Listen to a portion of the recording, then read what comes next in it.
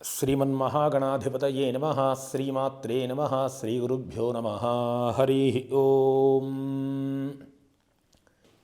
మార్గశిర మాసంలో హేమంత ఋతువులో శుద్ధ పంచమి ఈ 17వ తారీఖున రాత్రి 8:48 వరకు కూడా పంచమి తిథి ఉంది. మంచి తిథి ఇది, చాలా విశేష తిథి. అలాగే నక్షత్రం కూడా శ్రవణ నక్షత్రం ఆ రోజు ఉదయం 8:07 వరకు కూడా ఉదయం ఉండి తదుపరి ధనిష్ఠా నక్షత్రం ప్రవేశిస్తుంది. ఇది చాలా మంచి శ్రవణము పంచమి రెండు కలిసి రావడం విశేషం. ఈరోజు సూర్యోదయం చాలా విశేషమైనటువంటిది.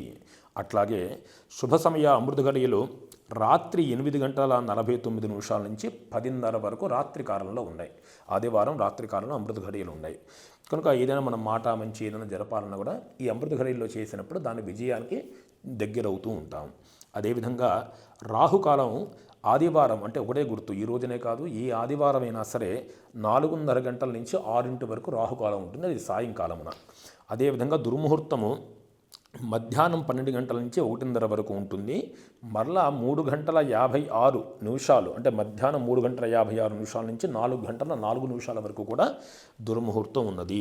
కనుక వర్జ్యం వచ్చేటప్పటికి ఉదయము 11:51 నుంచి మధ్యాహ్నం 1:21 వరకు కూడా వర్జ్యం ఉన్నది. కనుక ఇది గమనించుకుని మిగతా కాలాల్లో కనుక ఏ పని చేసినా కూడా ఇది విశేష శుభాన్ని కలగజేస్తుంది.